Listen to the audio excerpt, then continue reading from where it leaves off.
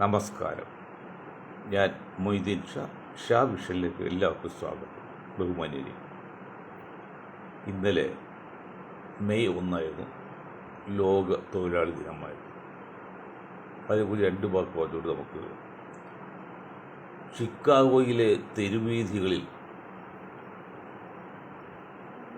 കുറേയധികം പേരുടെ ജീവനും അതിലേറെ മാരക പരിക്ക് പറ്റി നേടിയെടുത്ത ഒരു സിസ്റ്റമാണ് 8 മണിക്കൂർ തൊഴിൽ, 8 മണിക്കൂർ വിശ്രമം, 8 മണിക്കൂർ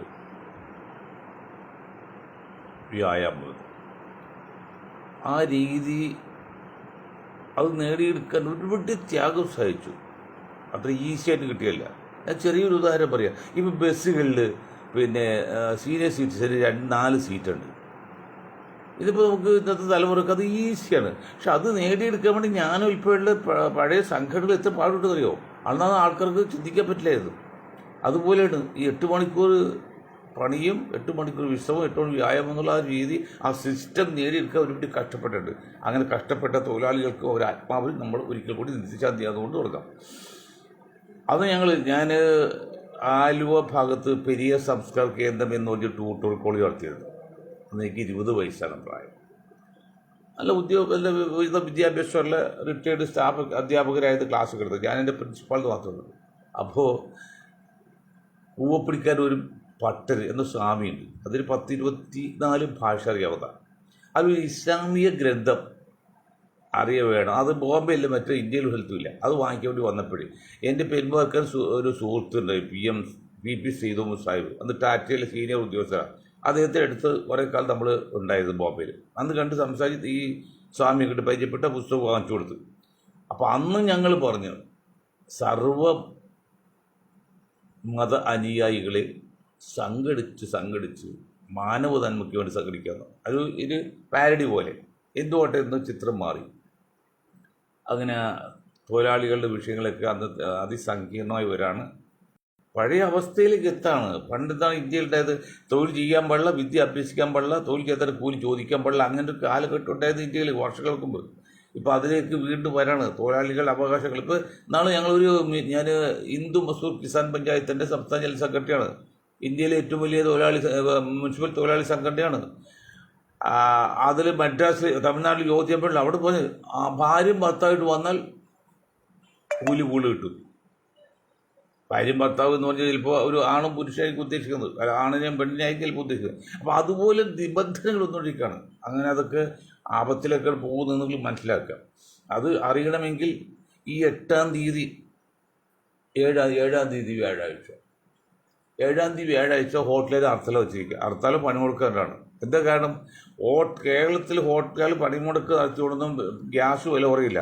പക്ഷെ അവരതിൻ്റെ പേരിൽ ചാർജ് കൂട്ടുമ്പോൾ ഞങ്ങൾ ശല്യം ചെയ്യരുത്, അല്ലെങ്കിൽ ഞങ്ങളെ ആക്രമിക്കരുത്, അല്ലെങ്കിൽ ഞങ്ങളെ എതിർക്കരുത് എന്നൊരു റിക്വസ്റ്റിന് വേണ്ടി അത് പബ്ലിസിറ്റിയാണ്, അറിയാൻ വേണ്ടി ചാർജ് വാദം ഭയങ്കര അറിയാണ്. 3 ചാർജ് വാദമുണ്ട്. വ്യവസായികളുടെ അവസ്ഥ എന്താ പറയുമോ?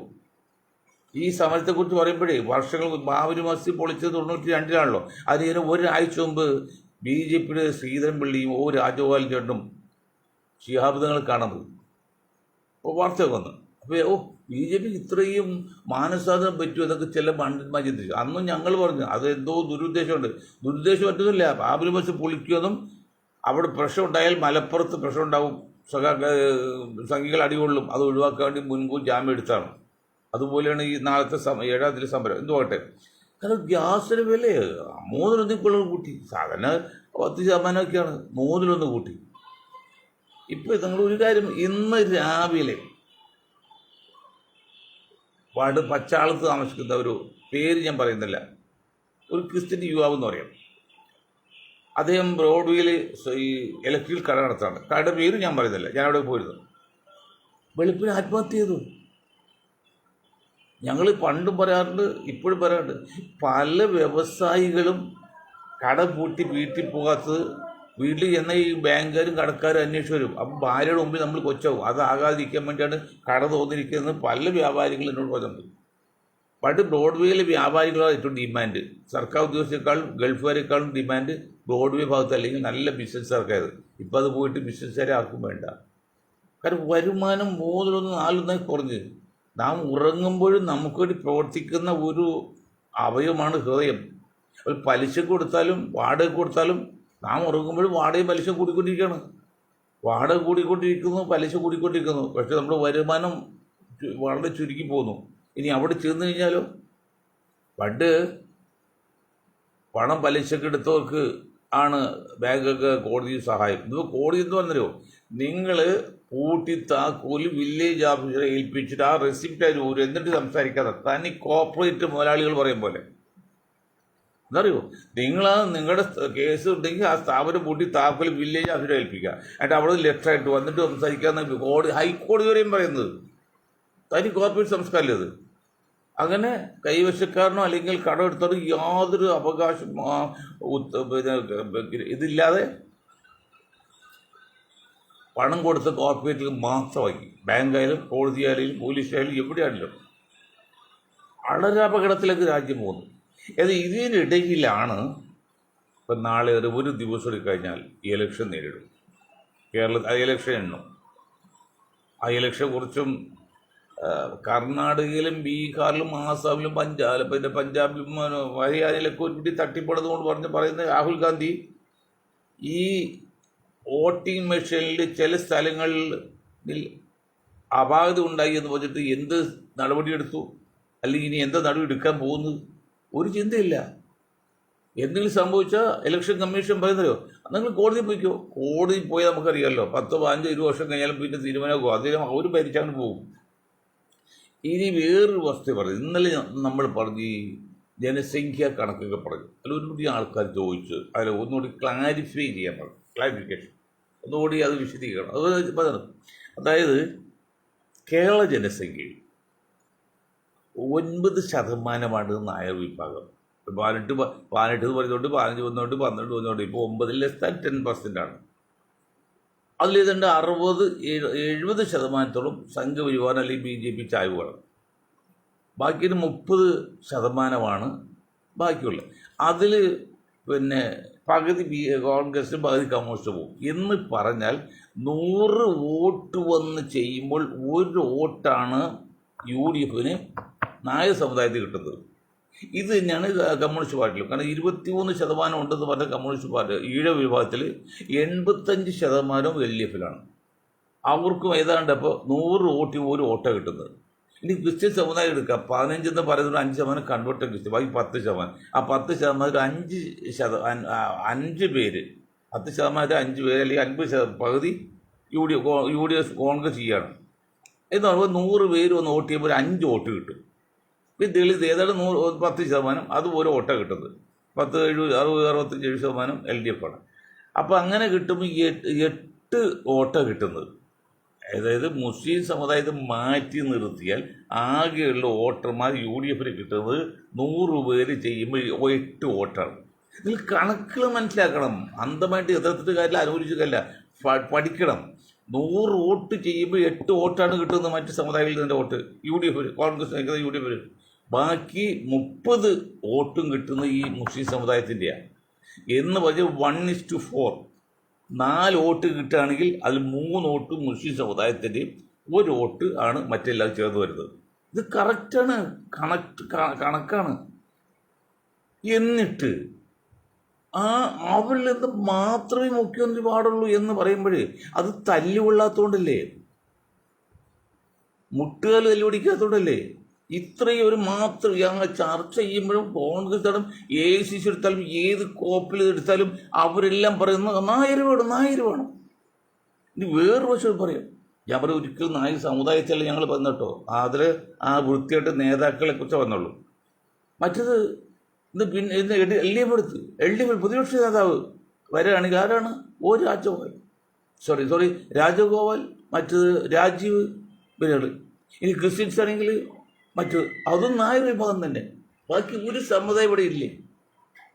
ഇത് ദേശീയ ലെവലിൽ ഇപ്പോൾ KC വേണുഗോപാലിന് ഈ 2% ക്രിസ്ത്യൻ കത്തോലിക്ക കോൺഗ്രസ് സ്ഥാനം കൊടുത്തല്ലോ നമ്മുടെ KC വേണുഗോപാലിന്. നമുക്ക് ആ ജനസംഖ്യയുടെ ലിസ്റ്റ് നോക്കാം, ഒരു ക്ലാരിഫിക്കേഷൻ നടത്താം. നിങ്ങൾ കേട്ടോളൂ, സംശയം ചോദിച്ചോട് പറയണം. ആകെ 150 കോടി, 146 സംതിങ്, 150 കോടി എന്ന് വെച്ചോ.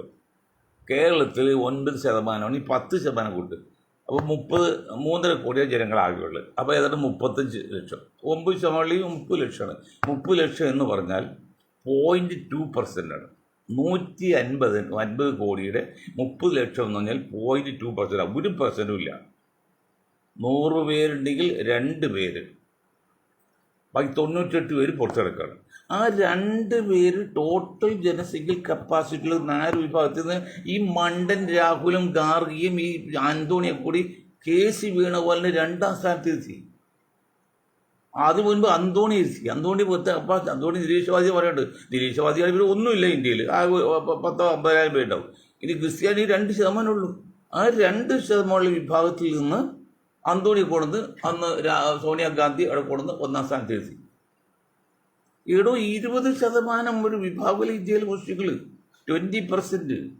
ഇത് 2.2 ഈക്വൽസ് അല്ലെങ്കിൽ 20 ഡിവൈഡ് ബൈ 0.2 എന്ന് പറഞ്ഞാൽ 100 ഇരട്ടിയാണ്. ഞാൻ കറക്റ്റ് പരസ്യമായിട്ട് കൃത്യമായിട്ട് പറയാം. ആരും സങ്കടപ്പെട്ടിട്ട് കാര്യമൊന്നുമില്ല. കണക്കാണ്. 1 നായർ സമം 100 മുസ്ലിം എന്നാണ് ഇന്ത്യയിൽ ദേശീയ കണക്ക്.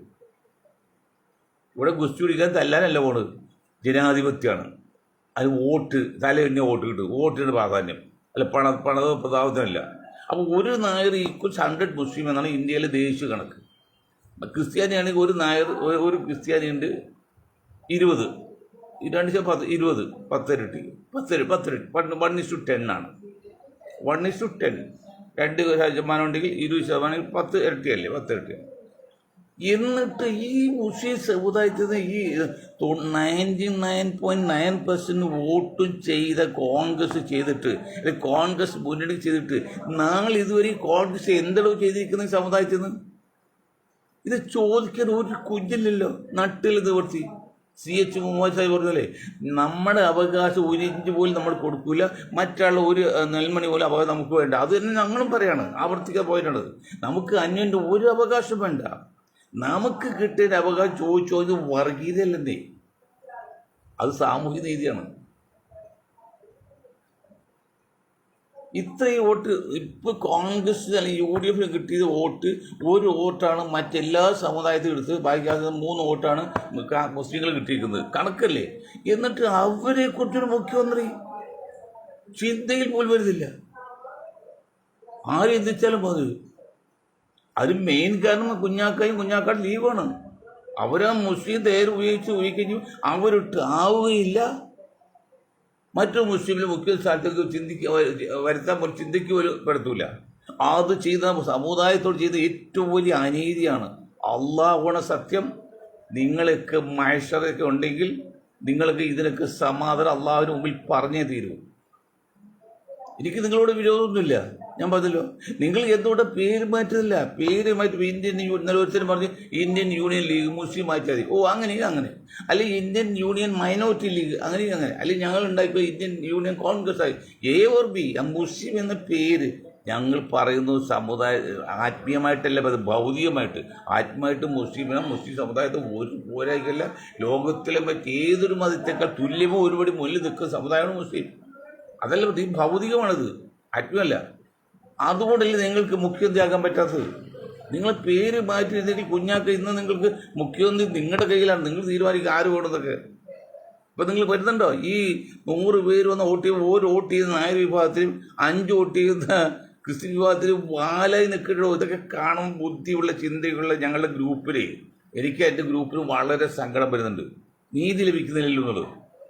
അത് ഈഴവർ വിട്ട്, ഞങ്ങളുടെ ഗ്രൂപ്പ് ഈഴ വിട്ട്. കാരണം 80% വോട്ട് ഈഴവര് വോട്ട് കിട്ടുന്നത് LDF-നാണ്. അതിലൊരു മാറ്റം വന്നാലും വരയില്ല തൽക്കാലം. അപ്പോൾ പിന്നെ അവരെ കുറിച്ച് ചിന്തിച്ചിട്ട് കാര്യമില്ല. എന്താ നിങ്ങൾ എത്രയും പെട്ടെന്ന് മുസ്ലിമിന്റെ പേര് മാറ്റമൊക്കെ ആക്കാന്മാരെ വീട്ടിലെ, അല്ലെങ്കിൽ എന്താ നിങ്ങൾക്ക് മുഖ്യമന്ത്രിയാകാൻ പാടില്ലേ? അല്ല, നിങ്ങൾ ഭൗതികം വേണ്ട എന്നാണ് നിങ്ങൾ ഇത് വിട്ട് പള്ളി പോയി നിൽക്കുകയിലിരിക്കുക. ഈ രാഷ്ട്രീയത്തിൽ ഒന്ന് ശോഭിക്കാൻ നിൽക്കരുത്. ഇത് മുസ്ലിം സമുദായത്തെ കോൺഗ്രസിന്റെ അല്ല, ഈ കത്തോലിക്കിന്റെയും ഈ നായരുടെയും കയ്യിൽ കൊണ്ട് ഈ കൊണ്ട് ജാമ്യം നിർത്തിയിട്ട് നിങ്ങൾ നക്കാപിച്ച് വെച്ച് മാറി നിന്ന് ആസ്വദിക്കല്ലേ കഴിവേറെ മകളകൾ. പറയാതിരിക്കാൻ പറ്റില്ല. അത് ഇത്ര ഞാൻ രൂക്ഷമായിട്ട് പറയുന്നത്. എനിക്ക് കിട്ടുന്ന മെസ്സേജ്, എൻ്റെ ഗ്രൂപ്പ് പറയുന്ന വാർത്തകൾ കേൾക്കുമ്പോഴേ വാസ്തവം നമ്മൾ അമ്പരത്ത് പോവാണ്. 4 വോട്ടിൽ 3 വോട്ട് കിട്ടും നിങ്ങളുടെ ആണെങ്കിൽ നിങ്ങൾക്ക് എന്തുകൊണ്ട് മുഖ്യമന്ത്രി ആയിക്കൂടാ? ഇത് നിങ്ങൾ ലിസ്റ്റിൽ പോലും വരുന്നുണ്ടോ? വരുമെന്നും അതല്ല, വരാൻ സാധ്യതയുണ്ടെന്ന് വിചാരിച്ച് ഇപ്പോഴേ കരുക്കൾ നീക്കാണ് സംഘചേരി പരിവാർ ക്രിസ്ത്യങ്ങളൊക്കെ.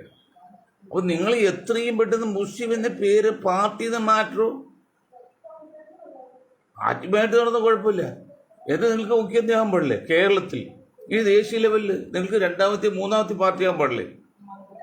ഇത് ചിന്തിക്കരുത്. 130 കോടി മുസ്ലിങ്ങൾ ഇന്ത്യയിലുണ്ടായിട്ട് ഒരു മുസ്ലിമിന്റെ ചിന്തയിൽ പോലും വരുന്നില്ലല്ലോ. ഒരു മുസ്ലിം ചിന്തയിൽ പോരുന്നുണ്ട് ഈ മുസ്ലിം ലീഗാണ് ഈ കുഴപ്പമുണ്ടാക്കുന്നത്. എന്താ കുഴപ്പമുണ്ടാക്കുന്നത്? ജാതി പേര് ഉപയോഗിക്കുന്നത്. അല്ല, വേറെ അവർക്ക് ഒരു കുഴപ്പമില്ല. എന്നെ ശപിക്കതും വേണ്ട, എനിക്ക് യാതൊരു ഇഷ്ടക്കുറവില്ല. നിങ്ങൾ ന്യൂനപക്ഷ പാർട്ടിയോട് വളർന്നു വന്നോട്ടെ, തെറ്റുമില്ല. നിങ്ങൾ ജാതി ഉപയോഗിക്കുന്നതാണ് നിങ്ങൾക്ക് മുഖ്യതയാൻ പറ്റാത്തത്. തന്നിൽ അത് വേറെ മുസ്ലിം നിങ്ങൾ ആക്കിയില്ല. ഇപ്പോൾ KPC പ്രസിഡന്റായിട്ട് ഷാഫി പറമ്പലിനെ ആക്കാൻ തീരുമാനിച്ച ഒന്നാണ്. അവിടെ നിങ്ങൾ കാലുവാരി. കുഞ്ഞാക്ക സത്യം പറയുന്നത്, കുഞ്ഞാക്കയുടെ മനസ്സ് അങ്ങനെ തന്നെ വായിക്കുന്ന ഒരു സാധാരണ മനുഷ്യ അള്ളാഹുവിനെ കൊണ്ട് കിട്ടിയ കാര്യമാണ്. നിങ്ങളുടെ മാനസികം വായിക്കാണ്. നിങ്ങൾ ചടുവലിച്ച് ചിന്ത വേണ്ടട്ടോന്ന് പ്രിയങ്കയോടും രാഹുലിനോടും പറഞ്ഞു, KCയോടും പറഞ്ഞു, സതീഷോടും പറഞ്ഞു. ചിന്ത പോലും പോയി.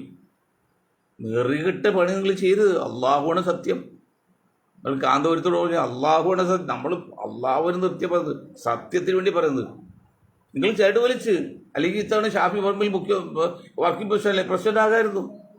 ഇതിപ്പോൾ പറഞ്ഞറിയോ? ജോണായിട്ട് മന്ത്രി സണ്ണി ജോൺ മന്ത്രി ആകുമ്പോൾ ആര് വേണം? റോഷി ജോണ്, അല്ലെങ്കിൽ പിന്നെ ഇതിനാണ് ബഹനാൻ. അവരെന്ത് ഈ പാർട്ടി കൊണ്ട് ചെയ്തിട്ടുണ്ട്? പിന്നെ ബഹനാൻ ഇന്ത്യൻ നാഷണൽ കോൺഗ്രസ് ഒരു യൂണിറ്റ് ഉണ്ടാക്കാൻ പറ്റിയിട്ടുണ്ടോ?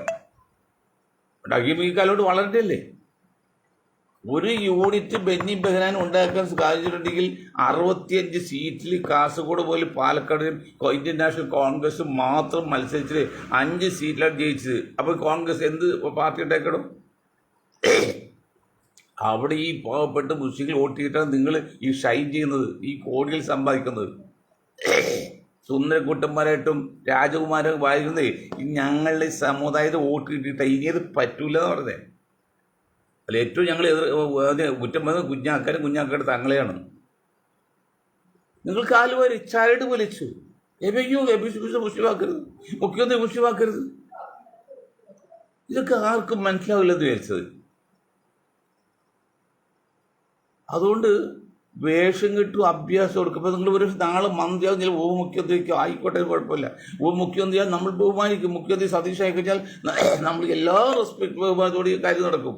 ഈ പറഞ്ഞൊക്കെ മാറ്റും. ഞാൻ ലീഗാരോട് പറയാം, ലീഗർ നിങ്ങളെ സംബന്ധിച്ച് സതീശൻ മുഖ്യമന്ത്രി ആകുന്നല്ല നിങ്ങൾക്ക് നല്ലത്. നിങ്ങളുടെ പണച്ചക്ക് ഇതിലും സതീശൻ നിങ്ങൾക്ക് അറിയില്ലാത്തതുകൊണ്ടാ. സതീശൻ മറ്റൊരു പിണറായിയാണ്. അത് മനസ്സിലാക്കാൻ കുഞ്ഞാക്കും തങ്ങൾക്ക് കഴിഞ്ഞിട്ടില്ല. ധാർഷ്ട്യം ഉണ്ടെങ്കിൽ അധികാരം കയ്യിലേക്ക് വന്നേ പിന്നെ ധാർഷ്ട്യം കാണിക്കും. പാർട്ടിക്ക് നല്ലതല്ല. ഇപ്പോൾ പുള്ളി പറയുന്നല്ലോ, ഞാനാണ് 5 വർഷം പ്രതിപക്ഷ നേതാവ് എന്നുകൊണ്ടാണ് കോൺഗ്രസ് ഇത്രയും സീറ്റ് കിട്ടി. ഇത്ര കിട്ടിയൊന്നുമില്ല, മറ്റേതാൾ അറിയുള്ളൂ. ഒരു 72 77 സീറ്റ് കിട്ടിയാൽ കിട്ടി. ഭരിക്കാനുള്ള ഭൂരിപക്ഷം ഒരു 72 സീറ്റ് കിട്ടും. അതിൽ കൊണ്ടു ഓരോന്നും കിട്ടാൻ സാധ്യതയില്ല ഞങ്ങൾ പറയുന്നത്. അത് വരുന്ന നോക്കട്ടെ. അത് പുള്ളിക്ക് മുഖ്യമന്ത്രിയാകാൻ വേണ്ടി കൂടി ചരട് വലിക്കുകയാണ് പലതിലും. എന്ത് മോശം നോക്കി. KCB വേണമെങ്കിൽ അവിടെ ഇരുന്ന് KCB വേണം ഇപ്പോൾ ഒരു പോയിന്റ് പറഞ്ഞ് നടക്കണം കേട്ടോ. അതായത് മത്സരിക്കാത്തതിനേക്കാൾ കൂടുതൽ സ്ഥാനമാണ് ഇനി മത്സരിക്കാത്തവർക്ക് കൊടുക്കാൻ പോകുന്നത്. എന്താണ് അതിൻ്റെയൊക്കെ ഉദ്ദേശം?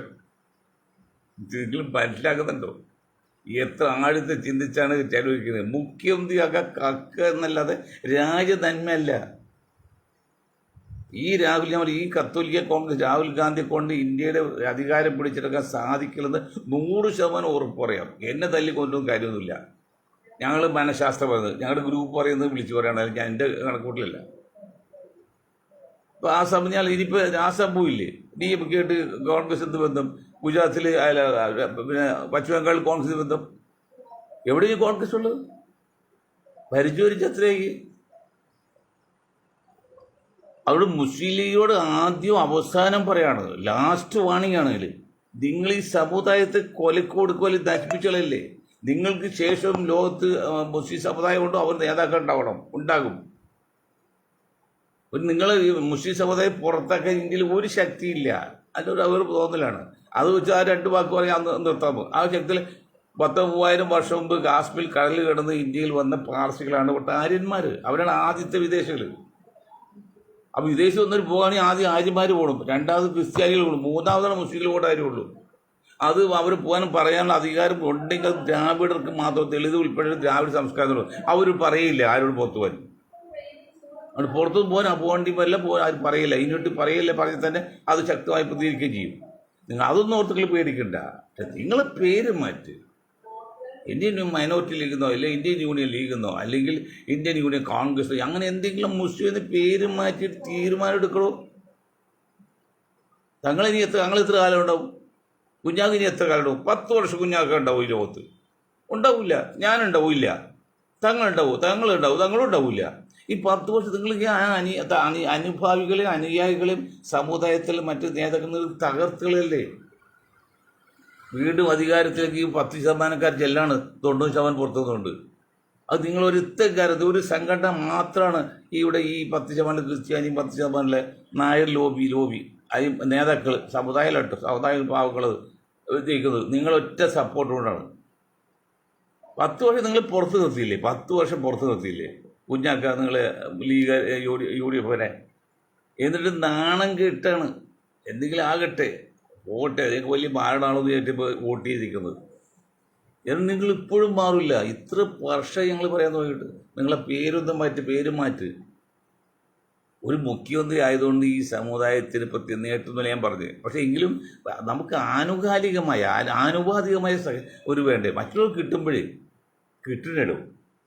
കഴിഞ്ഞ LDF മന്ത്രിസഭ ആണല്ലോ പിണറായി കാണിച്ച മണ്ടത്തരം ധിക്കാരും അഹങ്കാരം ചോദിക്കാൻ ഒരൊറ്റ സഖാക്കൾ ഉണ്ടായില്ലല്ലോ.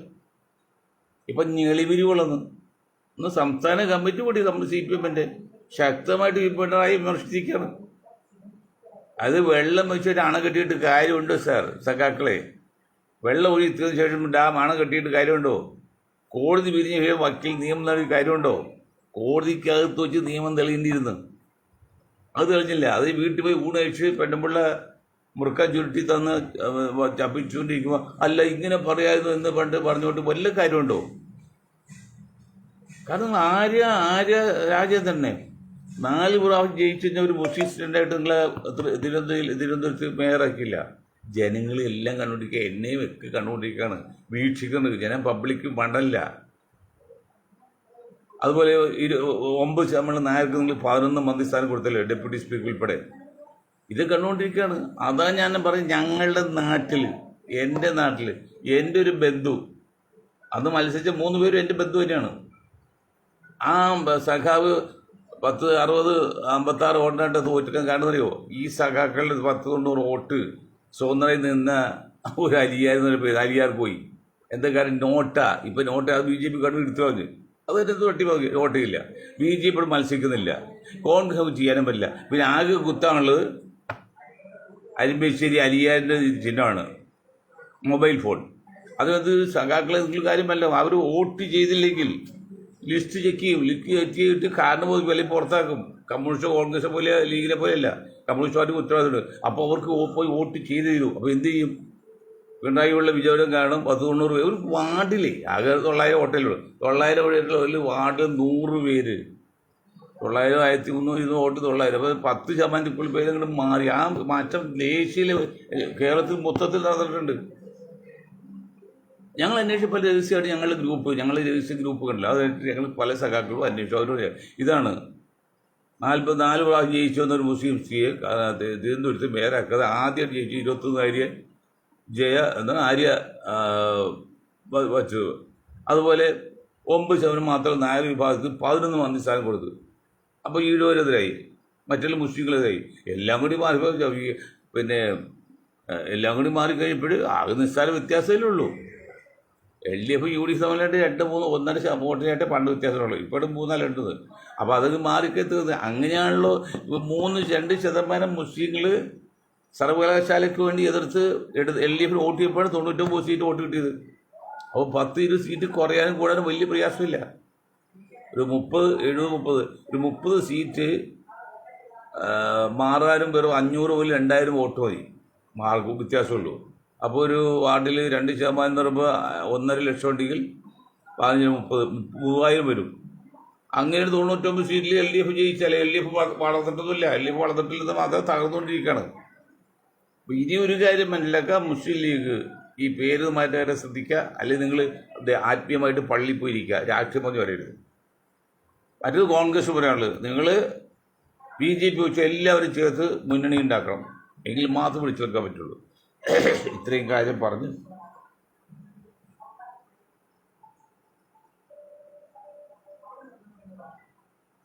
ഇത്രയും കാര്യം പറഞ്ഞ് അതൊരു കാര്യവും പറയാം. ഈ ഈരാറ്റുപേട്ട എന്ന് പറഞ്ഞാൽ മാർക്കറ്റ് അല്ലെങ്കിൽ ബിസിനസ് നടക്കുന്ന ഏരിയ എന്തൊക്കെ അർത്ഥം ഉണ്ടെങ്കിൽ പറഞ്ഞത്. ആ ഈരാറ്റുപേട്ട അതായത് 90% മുസ്ലിങ്ങൾ അവർ ഒരുത്തൻ പറയണത് MA വളവട്ടൂർ. മോനെ വളവട്ടൂര്, ഇതിൻ്റെ പേരും ഫോൺ നമ്പറും എനിക്ക് തരണം. നിങ്ങൾ അഭ്യാസം കാണിച്ച് വേഷം കിട്ടി കാണിക്കരുത്. MA വളവട്ടൂര് അവർ കാറായിട്ട് ഈരാറ്റൂർ ചെന്ന ഒരു കട മുമ്പിൽ ഇട്ട് ആൾക്കാരൊന്നും ബഹളം ഉണ്ടെങ്കിൽ മാറ്റി നിർത്തി.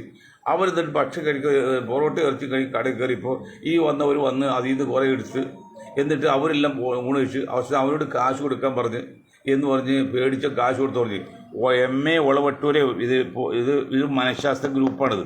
നിൻ്റെ അഭ്യാസം കഴിക്കുക, നീ നിൻ്റെ ഫോൺ നമ്പറും നിൻ്റെ ഫുൾ നെയിം എന്ത് വളവട്ടു ഫുൾ നെയിമായിട്ട് ഇന്ന് ഞങ്ങളെ അറിയിക്കണം. അങ്ങനെ സത്യമാണെങ്കിൽ അവൻ്റെ അപ്പൂപ്പയിൽ നിന്ന് നിനക്ക് പൈസ വാങ്ങിച്ചു തരാം. അങ്ങനെ ഈരാറ്റുപേട്ടയിൽ ഒരു പറ്റ റൗഡികൾ നീ പറയുന്ന പോലെ ചെയ്തിട്ടുണ്ടെങ്കിൽ നീ എന്ന് പറയാൻ ഇത്ര വളഞ്ഞ വഴിയെത്തുക, അല്ലെങ്കിൽ വ്യക്തമായിട്ട് പേര് വേണം, ജാതി വേണം, അല്ലെങ്കിൽ മൊബൈൽ നമ്പർ വേണം. ഇതില്ലാതെ വേറെ വേഷങ്ങൾ എടുക്കരുത്.